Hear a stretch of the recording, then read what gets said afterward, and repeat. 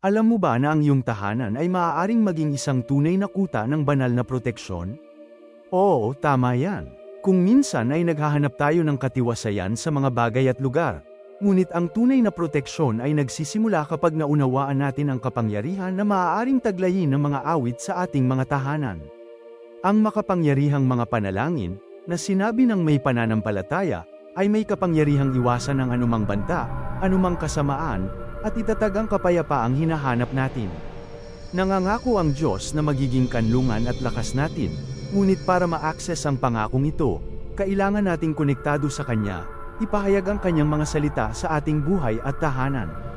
Sa video ngayon, susuriin natin kung paano maaaring maging susi ang mga awit sa isang buo at protektadong buhay.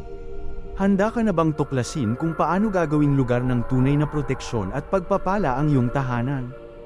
Pagdarasal sa mga awit na protektahan ng iyong tahanan ang Diyos ang ating kanlungan at ating lakas. Banal na proteksyon.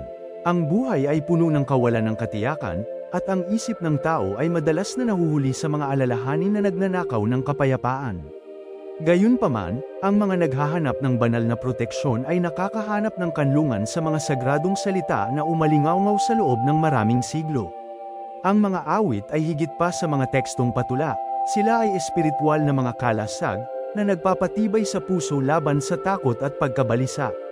Kapag binangungot ang isang bata, ang simpleng pagbigkas ng mga awit Kapitulo 4:8, ako ay hihiga ng payapa at matutulog, sapagkat ikaw lamang, Panginoon, ang nagpapatahan sa akin ng ligtas, ay sapat na upang pakalmeyan ang kanilang kaluluwa at itaboy ang anumang pagdurusa.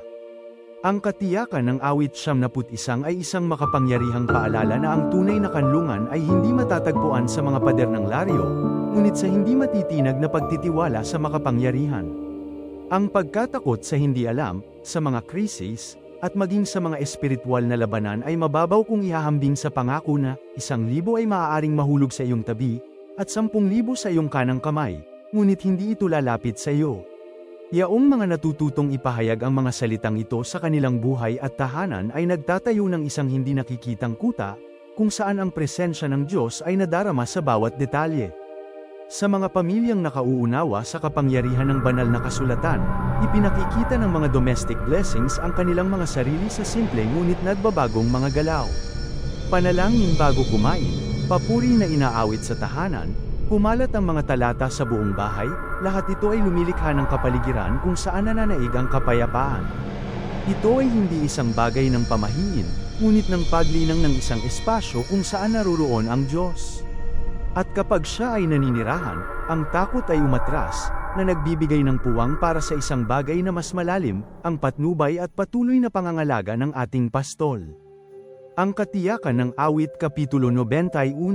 Sa mga panahong walang katiyakan, marami ang naghahanap ng seguridad sa mga alarma, mga kondado, at seguro, ngunit mayroong higit na mataas na proteksyon na higit sa nakikita, ang assurance ng awit Kapitulo 91. Ang awit na ito ay hindi lamang isang magandang tula, ngunit isang tunay na banal na kontrata ng proteksyon. Pinagtitibay nito na ang Diyos ay isang hindi matitinag na kanlungan, isang kalasag laban sa mga panganib na nakikita at hindi nakikita.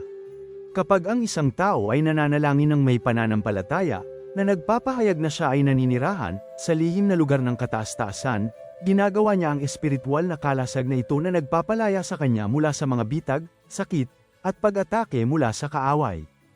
Ang banal na proteksyon na ipinahayag sa awit na ito ay higit pa sa pansariling seguridad, ito ay umaabot sa pamilya, tahanan, at lahat ng bagay sa ilalim ng pangangalaga ng mga nagtitiwala sa Panginoon. Isipin ng isang ina na nag-aalala tungkol sa kanyang anak na lumalabas araw-araw upang harapin ang mundo.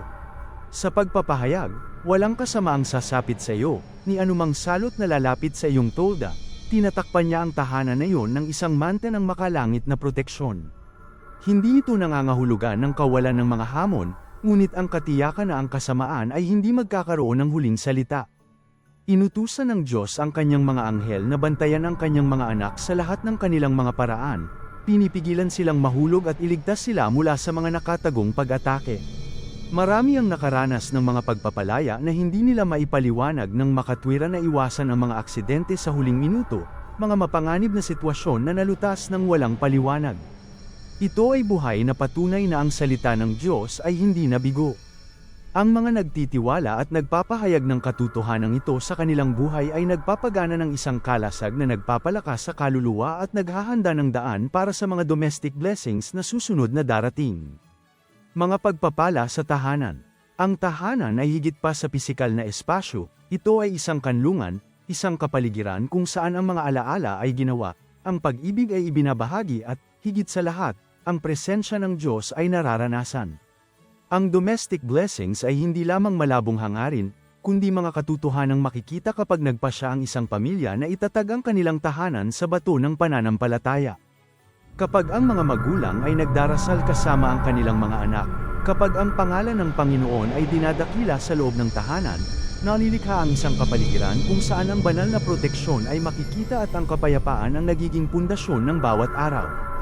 Ang katiyakan ng awit 71 ay sumasaklaw din sa mga tahanan ng mga piniling magtiwala sa Diyos.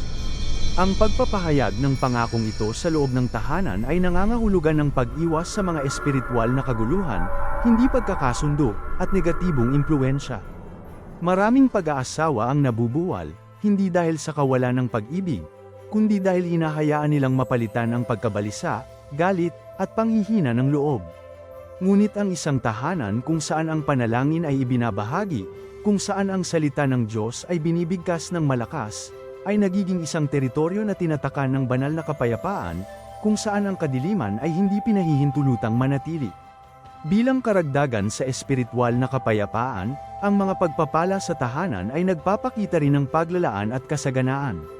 Ang awit 23 ay nagpapaalala sa atin na ang mga sumusunod sa utos ng Panginoon ay walang pagkukulang. Hindi ito nangangahulugan na walang mga paghihirap, bagkus ang katiyakan na ibibigay ng Diyos ang lahat ng pangangailangan sa kanyang sariling panahon.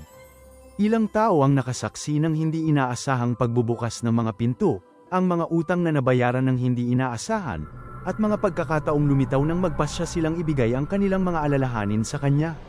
Sa ganitong kapaligiran ng pagtitiwala at pasasalamat na ang patnubay ng awit 23 ay ganap na naranasan.